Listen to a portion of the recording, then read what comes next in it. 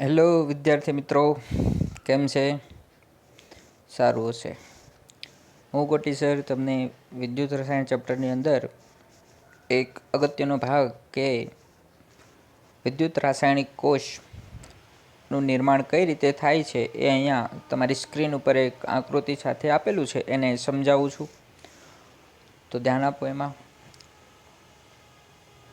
વિદ્યુત રાસાયણિક કોષની અંદર બે પાત્ર લેવામાં આવે છે. આ બંને પાત્રની અંદર અલગ અલગ વિદ્યુત વિભાજ્ય દ્રાવણો અને જે વિદ્યુત વિભાજ્ય દ્રાવણ ભર્યું છે એનો જ વિદ્યુત ધ્રુવ ધાતુ તરીકે ઘન અવસ્થાની અંદર ડુબાડવામાં આવે છે.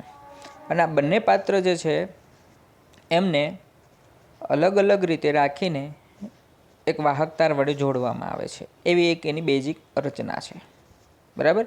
તમે જનરલી રીતે તમારી સ્ક્રીન ઉપર જે છે પોઈન્ટ મુદ્દાઓ આપેલા છે એને તમે વાંચી શકો છો, પરંતુ હું જે સમજાવવાનો પ્રયત્ન કરું એ અગત્યનો આ પોઈન્ટ હશે. તો અહીં એક ઝીંક છે, ઇલેક્ટ્રોડ વિદ્યુત ધ્રુવ ઘન અવસ્થાની અંદર, એને ઝીંક સલ્ફેટના દ્રાવણમાં ડુબાડવામાં આવે છે. જ્યારે બીજી બાજુ છે કોપરનો ધ્રુવ, જે કોપર સલ્ફેટના દ્રાવણની અંદર ડુબાડવામાં આવે છે. અને આ બંને રચનાઓ થાય છે તો બંને રચનાને જોડવા માટે એક વાહક તાર પરિપથ પૂર્ણ કરવા માટે અને એક ક્ષાર સેતુ હોય છે. તો અહીંયા ક્ષાર સેતુનું મહત્વ પણ અને કાર્ય પણ આપેલું છે. બરાબર. તો ઝીંક જે છે એ ઓક્સિડેશન કરશે, ઇલેક્ટ્રોન ગુમાવશે. ખાસ આ વાત જે હું બોલું છું એને સમજો. તમે વિદ્યુત રાસાયણિક કોષનું વર્ણન કઈ રીતે કરવું છે અને એમાં શું હોય છે બેઝિક મિકેનિઝમ, એના માટે છે.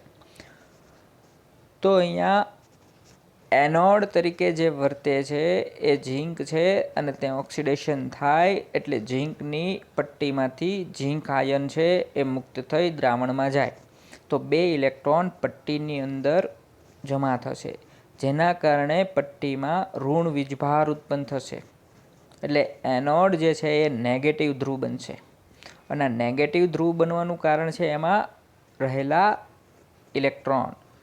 અને આ ઇલેક્ટ્રોન એટલું બધું દબાણ ઉત્પન્ન કરશે, સંખ્યામાં વધારો કરશે, જેથી કરીને તે વાહકતાર વડે ગતિ કરીને એ કેથોડ તરફ એટલે કે કોપર તરફ જશે. અને ત્યાં દ્રાવણમાં રહેલા કોપર +2 આયનો એ ઇલેક્ટ્રોન મેળવીને કોપર છે એ તટસ્થ સોલિડ અવસ્થામાં કેથોડ પર જમા થશે, નિક્ષેપિત થશે. તો સમજો, હું તમને એક શોર્ટકટ આપું છું, એ તમારે ખાસ સમજવાની છે કે ઝીંક બાજુનું જે દ્રાવણ છે એ લેફ્ટ એટલે ડાબી બાજુ કહેવાય. ત્યાં એનોડ ધ્રુવ તરીકે વર્તે છે એમ બોલાય. ત્યાં ઓક્સિડેશન થાય છે અને ઇલેક્ટ્રોન ઉત્પન્ન થવાના કારણે એ પટ્ટી નેગેટિવ બને છે, માટે એને લોન સાઇડ બોલાય. LAON, loan side. યાદ રાખજો, શોર્ટકટ બહુ મસ્ત છે, ઘણા બધા MCQ સોલ્વ થશે. જ્યારે સામે કોપરવાળું જે છે એ તમારી આગળ રાઈટ સાઈડ કહેવાય, જમણી બાજુ. અને જમણી બાજુ રિડક્શન થાય છે. અને રિડક્શન થાય છે એ ધ્રુવ કેથોડ કહેવાય. અને એના પર કોપર +2 જમા થાય છે એટલે એ પોઝિટિવ બને. તો એના માટે યાદ રાખો, શું બોલું છું? R right side, R reduction, C cathode અને P પોઝિટિવ, RRCP. સમજાણું? આ બાજુ લોન સાઈડ છે, સામેની બાજુ RRCP સાઈડ છે. LAON લોન સાઈડ અને રાઈટ સાઈડ RRCP. ઓકે. હવે જે હું MCQ કહું છું યાદ રાખજો. તમને આકૃતિમાં ઇલેક્ટ્રોનની વહનની દિશા દર્શાવી તો તમે કહી શકો લોન સાઈડથી RRCP સાઈડ. પણ રૈવાજિક પ્રવાહ એવું કહે છે કે વિદ્યુત પ્રવાહ એની વિરુદ્ધ હોય છે, ધનથી ઋણ. તો ધ્યાન રાખજો, વિદ્યુત પ્રવાહનું વહન બાહ્ય પરિપથમાં RRCP સાઈડથી LAON લોન સાઈડ તરફ થાય. બીજો MCQ સમજજો. બાહ્ય પરિપથમાં ઇલેક્ટ્રોનનું વહનની દિશા જણાવો. બાહ્ય પરિપથમાં ઇલેક્ટ્રોનની દિશાનું મહત્વ અહીંયા આપવા માટે આપણે શું વિચારીએ છીએ? લોન સાઈડથી RRCP સાઈડ. ઓકે. અને સંપૂર્ણ પરિપથ પૂર્ણ કરવા માટે ક્ષાર સેતુ હોય છે. તો ક્ષાર સેતુ એક યુ આકારની કાચની ટ્યુબ છે જેની અંદર KCl, KNO3, એમોનિયમ નાઇટ્રેટ જેવા આયનોનું દ્રાવણ ભરવામાં આવે છે, જે બંને પાત્રને વિદ્યુતીય રીતે તટસ્થ કરવા માટે હોય છે. ધ્યાનથી સાંભળો, બંને પાત્રના દ્રાવણને તટસ્થ કરવા માટે ક્ષાર સેતુનો ઉપયોગ થાય છે. જો ક્ષાર સેતુ ન વાપરવામાં આવે તો બંને દ્રાવણો, ઝીંક સાઈડનું દ્રાવણ ધન વીજભારિત થાય અને કોપર બાજુનું દ્રાવણ ઋણ વીજભારિત થાય. દ્રાવણ યાદ રાખજો, હું ઇલેક્ટ્રોડ નથી બોલતો, દ્રાવણ કહું છું. દ્રાવણ ધન વીજભારિત થાય અને દ્રાવણ ઋણ વીજભારિત થાય, જેના કારણે વિદ્યુત પ્રવાહ અટકી જશે. તો વિદ્યુત પ્રવાહ સતત ચાલુ રાખવા માટે ક્ષાર સેતુનો ઉપયોગ કરવો પડે છે, અને જે બંને દ્રાવણોને તટસ્થ રાખે છે. ઓકે. તો આ છે તમારી આગળ વિદ્યુત રાસાયણિક કોષ, કે જે એક ગેલ્વેનિક કોષ તરીકે પણ ઓળખાય છે, વોલ્ટેનિક કોષ તરીકે પણ એને ઓળખી શકાય છે. ઓકે. તો વાત યાદ રાખો, લોન સાઈડ એટલે શું અને RRCP સાઈડ એટલે શું. ઓકે. આગળ વધીએ. તો કાર્ય આપ્યું છે ક્ષાર સેતુ. મેં પહેલાં પણ કીધું કે વિદ્યુત વિભાજિત દ્રાવણ ડૂબાડેલા રહે તે મુજબ મૂકવામાં આવે અને પરિપથ પૂર્ણ થાય. દ્રાવણને વિદ્યુત રીતે તટસ્થ રાખે, પરિણામે વિદ્યુતનું સતત વહન થાય. જો ક્ષાર સેતુ દૂર કરવામાં આવે તો વોલ્ટેજ ઘટીને શૂન્ય થાય, એટલે કે કોષ કાર્ય કરતો અટકી જાય. જ્યારે બે દ્રાવણો એકબીજાના સંપર્કમાં આવે છે ત્યારે પોટેન્શિયલનો તફાવત ઉદ્ભવે તો ક્ષાર સેતુ આ પ્રવાહી જંકશન પોટેન્શિયલને અટકાવે. તો સમજો ક્ષાર સેતુના 4 મુદ્દાઓ અહીંયા કાર્ય સાથે આપેલા છે. હવે તમારે એનોડ અને કેથોડના ધ્રુવોને કોઈ લખવાની રીત વિશે સમજવું હોય તો એને કોષ નિરૂપણ કહેવાય. MCQની અંદર કોષ નિરૂપણ આપેલું હોય, એમાંથી તમારે સમજવાનું હોય કે એનોડ કોણ બનશે, કેથોડ કોણ બનશે. તો બે અર્ધકોષને જોડી સંપૂર્ણ કોષ બનાવવામાં આવે ત્યારે તેનું નિરૂપણ નીચે આપેલા કોષ નિયમના આધારે થાય. તો એનોડ હંમેશા ડાબી બાજુ હોય, કેથોડ હંમેશા જમણી બાજુ હોય, એ મેં તમને આગળ કીધું. બે અવસ્થા અલગ પાડવા માટે આડી લાઈન. આડી લાઈન એટલે શું કે કોપર સલ્ફેટના દ્રાવણમાં કોપર છે, ઝીંક સલ્ફેટના દ્રાવણમાં ઝીંક છે, તો એની વચ્ચે એક ઊભી લાઈન. જો આ બંને કોષોને અર્ધકોષોને જોડી દઈએ તો એક પૂર્ણ કોષ બને, એને બે ઊભી લાઈન એટલે ક્ષાર સેતુ વડે જોડવામાં આવે. રેડી?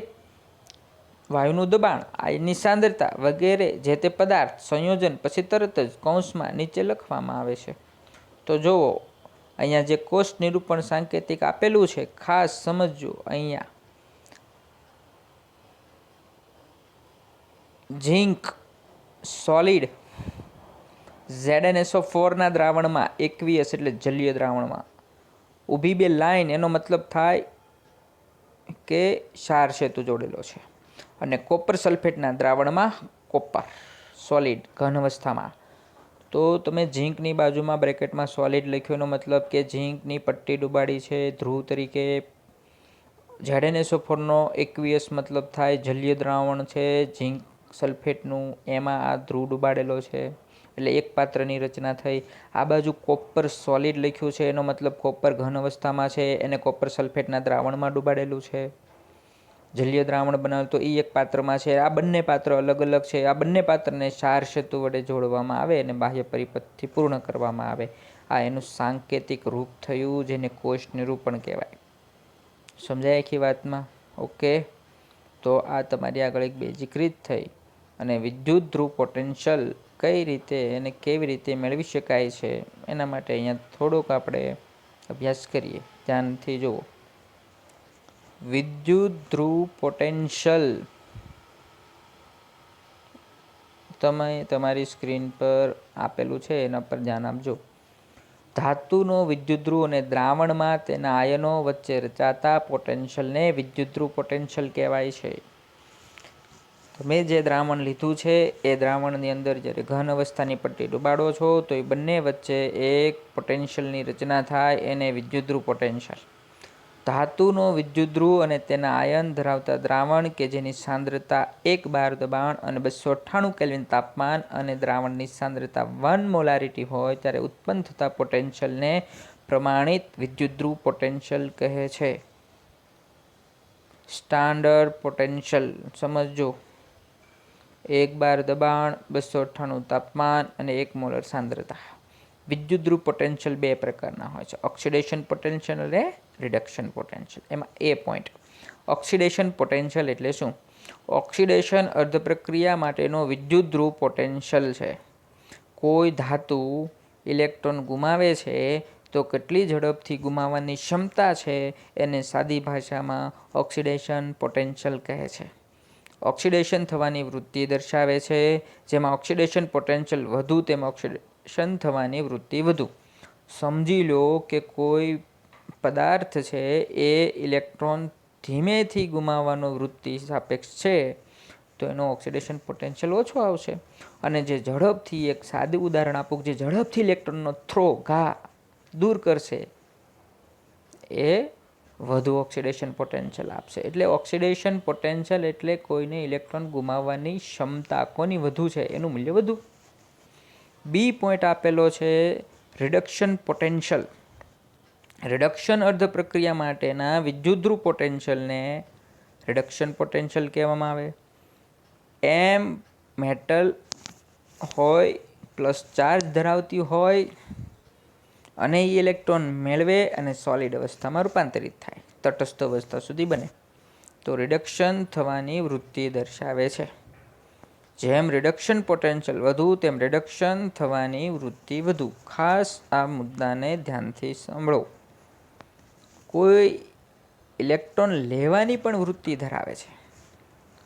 ખાસ એક વાત સમજવા જેવી છે કે મેટલ તટસ્થ અવસ્થામાં હોય તો ઇલેક્ટ્રોન લઈને મેટલ ક્યારેય માઇનસ ઋણ ચાર્જ ન ધરાવે, પણ મેટલ ધન વીજભારિત હોય તો એ ઇલેક્ટ્રોન મેળવીને એનો ધન વીજભાર ઘટાડવાનો પ્રયત્ન કરે અથવા તો તટસ્થ થવાનો પ્રયત્ન કરે. ઉદાહરણ સાંભળી લો કે કોપર છે +2 છે તો એ ઇલેક્ટ્રોન મેળવે તો 2 ઇલેક્ટ્રોન મેળવીને કોપર સોલિડ તટસ્થ થઈ શકે, પણ કોપર તટસ્થ ઇલેક્ટ્રોન મેળવીને કોપર માઇનસ ન થાય. ઓકે, ધાતુ ઇલેક્ટ્રોન મેળવીને માઇનસ ન થાય પણ એની ધન આયનની જે કેપેસિટી છે એ ઇલેક્ટ્રોન મેળવીને એ તટસ્થ થવાનો પ્રયત્ન કરે. એટલે ધાતુ આયન રિડક્શન કરે હંમેશા. ઓકે, તો ફરી એક વખત ઓક્સિડેશન પોટેન્શિયલ એટલે શું, રિડક્શન પોટેન્શિયલ એટલે શું? ઓક્સિડેશન પોટેન્શિયલ એટલે ઇલેક્ટ્રોન ગુમાવવાની ક્ષમતા. જેમ ઇલેક્ટ્રોન વધુ ગુમાવવાની ક્ષમતા હોય એમ ઓક્સિડેશન પોટેન્શિયલ વધુ આવે. રિડક્શન પોટેન્શિયલ એટલે શું? ઇલેક્ટ્રોન મેળવવાની વૃત્તિ અથવા ક્ષમતા. જેમ ઝડપથી ઇલેક્ટ્રોન એક્સેપ્ટ કરે, મેળવી લે, એમ એનો રિડક્શન પોટેન્શિયલ વધુ આવે. ઓકે, વિદ્યુતધ્રુવ પોટેન્શિયલ નીચેની બાબતો પર આધાર રાખે: દ્રાવણની સાંદ્રતા, ધાતુનો સ્વભાવ અને તાપમાન અને દબાણ. આ એવા મુદ્દાઓ છે કે જેમાં વિદ્યુતધ્રુવ પોટેન્શિયલ આધારિત હોય છે. એમાં જો બદલાવ કરો દ્રાવણની સાંદ્રતામાં તો પોટેન્શિયલના જવાબ જુદા આવી શકે. ધાતુના સ્વભાવ બદલાય તો પોટેન્શિયલ જુદા આવી શકે. જુદી જુદી ધાતુના સ્વભાવ જુદા જુદા હોય છે. ખ્યાલ પડે આખી વાતમાં? જેમ કે ઝીંકને ઇલેક્ટ્રોન મેળવવાની વૃત્તિ ઓછી હોય કોના કરતાં? કોપર કરતાં. તો કોપર પહેલાં ઇલેક્ટ્રોન મેળવશે, તો સ્વભાવ પર આધારિત હોય. તાપમાન અને દબાણ. તાપમાનમાં બદલાવ કરતાં આયનોની સાંદ્રતામાં બદલાવ થઈ શકે. વિદ્યુત વિભાજનની અંદર આપણે આગળ શીખ્યા હતા.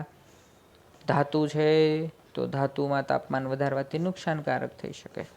અને કોઈ વાયુમય વિદ્યુતધ્રુવ લીધો છે તો દબાણ પર પણ આધારિત છે. ઓકે, તો આ મુદ્દાઓ તમારે યાદ રાખવાના છે. બીજો એક પોઈન્ટ છે કે એક એવો પ્રશ્ન જનરેટ થાય તમારા મગજમાં આવી શકે છે, તો એને સમજો. કે આ બધું માપવામાં કોના આધારે આવે કે પોટેન્શિયલ છે, કોઈ ઇલેક્ટ્રોન ઝડપથી મેળવવાની વૃત્તિ છે, તો એ કોના આધારે માપવામાં આવે? તો એના માટે એક સંદર્ભ ધ્રુવની રચના થઈ. સંદર્ભ ધ્રુવની રચના હું તમને થોડું અહીંયા આકૃતિ પર તમે ધ્યાન આપો, હું સમજાવું. એક કાચના પાત્રની અંદર તમે 1 મોલર HClનું કે H+નું દ્રાવણ ભર્યું છે. ઓકે, અને એની ઉપરની બાજુ તમે જોશો તો H2 ગેસ એટ 1 એટમોસ્ફેરિક, એક વાતાવરણ દબાણમાં તમે હાઇડ્રોજન વાયુ પસાર કરો છો. ઓકે, તો પ્લેટિનિયમ બ્લેક એટલે કે પ્લેટિનિયમના ઢોળાવ ચડાવેલો એક વિદ્યુતધ્રુવ બનાવેલો છે, અને એ વાહક તાર કોઈ અન્ય અર્ધકોષ સાથે જોડવામાં આવે.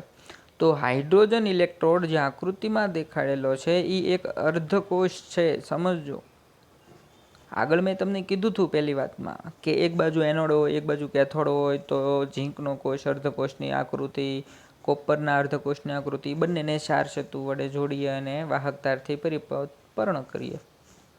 રેડી? એવી જ રીતે અહીંયા અર્ધકોષ આપેલો છે હાઇડ્રોજનનો. તો હાઇડ્રોજન સંદર્ભ ધ્રુવ શા માટે છે?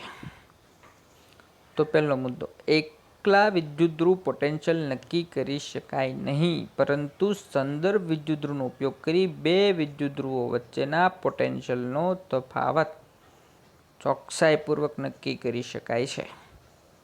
સંદર્ભ વિદ્યુતધ્રુવની મદદથી બાકીના બધા જ વિદ્યુતધ્રુવનો પોટેન્શિયલ મૂલ્ય નક્કી કરી શકાય છે. તો સંદર્ભ ધ્રુવો બે પ્રકારના હોય છે. સંદર્ભ ધ્રુવો બે પ્રકારના હોય છે. તો પ્રાથમિક સંદર્ભ વિદ્યુતધ્રુવ, જેમાં નિરૂપણ આપેલું છે, કોષ નિરૂપણ, કે પ્લેટિનિયમ ઊભી લાઇન H2 ગેસ H+ના દ્રાવણમાં. આગળ મેં સાંકેતિક રૂપ તમને સમજાવ્યું હતું. જ્યારે એનોડ તરીકે વર્તે તો એ ઓક્સિડેશન કરશે, તો H2 ગેસમાંથી 2H+ એક્વિયસ અને 2 ઇલેક્ટ્રોન ગુમાવશે. જો ઓક્સિડેશન કરે છે તો એને સ્ટાન્ડર્ડ ઓક્સિડેશન પોટેન્શિયલ SOP તરીકે ઓળખાય. જ્યારે કેથોડ તરીકે વર્તે ત્યારે પ્રક્રિયા શું થાય? મેં તમને કીધું હતું, કેથોડ પર રિડક્શન થાય તો દ્રાવણમાં રહેલા 2H+ 2 ઇલેક્ટ્રોન મેળવીને H2 ગેસ ઉત્પન્ન કરે. સમજણ પડે? H2 ગેસ ઉત્પન્ન કરે તો H+ H2માં કન્વર્ટ થાય તો સ્ટાન્ડર્ડ ઓક્સિડેશન પોટેન્શિયલ જે છે એ રિડક્શન પોટેન્શિયલમાં કન્વર્ટ થાય. એટલે ત્યાં સ્ટાન્ડર્ડ ઓક્સિડેશન પોટેન્શિયલ, અને કેથોડ તરીકે તો વર્તે તો ત્યાં થોડુંક લખવાનું છે સ્ટાન્ડર્ડ રિડક્શન પોટેન્શિયલ SRP. બરાબર? SRP પણ બોલી શકાય છે, યાદ રાખજો. શું બોલાય? Standard reduction potential. તો બધા જ તાપમાને પ્રમાણિત હાઇડ્રોજન વિદ્યુતધ્રુવ સ્ટાન્ડર્ડ હાઇડ્રોજન ઇલેક્ટ્રોડના વિદ્યુતધ્રુવ પોટેન્શિયલનું મૂલ્ય 0 લેવામાં આવે છે. તો પ્રમાણિત હાઇડ્રોજન વિદ્યુતધ્રુવ માટે SOP અથવા તો -SOR = 0. રિડક્શન પોટેન્શિયલ કે તો પણ 0, અને સ્ટાન્ડર્ડ ઓક્સિડેશન પોટેન્શિયલ બોલે તો પણ 0. ઓકે, એટલા માટે અહીંયાથી હાઇડ્રોજનને વિદ્યુતધ્રુવ તરીકે ઓળખવામાં આવે છે. ઓકે, તો એવા હાઇડ્રોજન વિદ્યુતધ્રુવ માટેના અહીંયા એક સાંકેતિક અમુક રૂપ આપેલા છે, 2-3 જોઈ લઈએ. કેલોમેલ વિદ્યુતધ્રુવ શું છે? તો કે પ્લેટિનિયમ Hg(Hg2) Cl2 KClના દ્રાવણમાં. કેથોડ તરીકે કોણ વર્તે?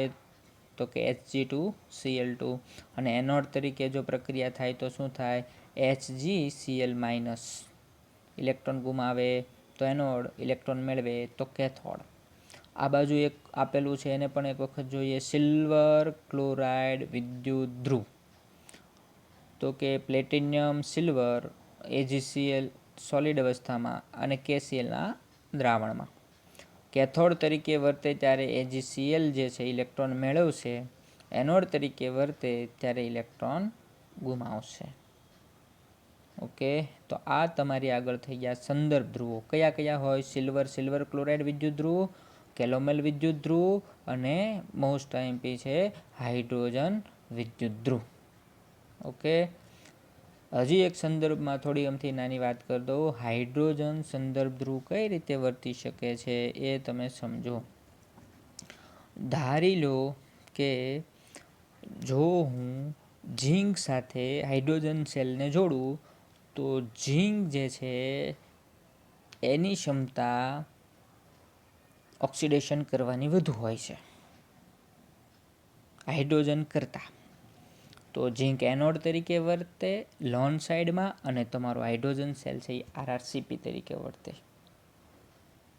પરંતુ જો હું એક નવી જ રચના કરું અને હાઇડ્રોજન અર્ધકોષને કોપરના અર્ધકોષ સાથે જોડું તો કોપરનું ઓક્સિડેશન કરવાની ક્ષમતા ઓછી હોય છે, હાઇડ્રોજન ગેસની ઓક્સિડેશન કરવાની ક્ષમતા વધુ હોય છે. તો વિચારો, હાઇડ્રોજન ઓક્સિડેશન કરવાની ક્ષમતા જો કોપર કરતાં વધુ રાખે તો હાઇડ્રોજન લોન સાઈડ બને અને કોપર આરઆરસીપી સાઈડ બને. સમજાણું? બહુ સિમ્પલ ભાષામાં કહું છું કે હાઇડ્રોજન કરતાં જેની ઓક્સિડેશન કરવાની ક્ષમતા વધુ હશે એ વિદ્યુત ધ્રુવ લોન સાઈડ બને. તો એવા સમયે હાઇડ્રોજનને આરઆરસીપી બનવું પડે.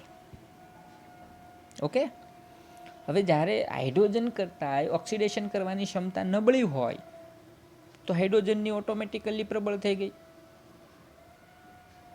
તો એ સમયે હાઇડ્રોજન અર્ધકોષ એ લોન સાઈડ બને અને બીજો અર્ધકોષ જેની ક્ષમતા ઓક્સિડેશન કરવાની ઓછી છે એ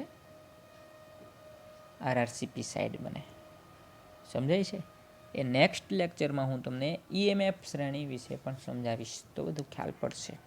પણ આ મેં જે કીધું છે કે લોન સાઈડ કોણ બને, આરઆરસીપી સાઈડ કોણ બને, એ હાઇડ્રોજનના આધારે નક્કી કરવામાં આવે તો એને સંદર્ભ ધ્રુવ તરીકે આપણે લીધો છે અને એનો કોષ પોટેન્શિયલ આપણે 0 ધાર્યો છે. ઓકે, સારું વિદ્યાર્થી મિત્રો, સમજણ પડી છે અને થોડું ઘણું તમે પેમ્પલેટ જે આપેલું છે એને વાંચજો, સમજજો, પ્રયત્ન કરશો તો બહુ સરળ છે.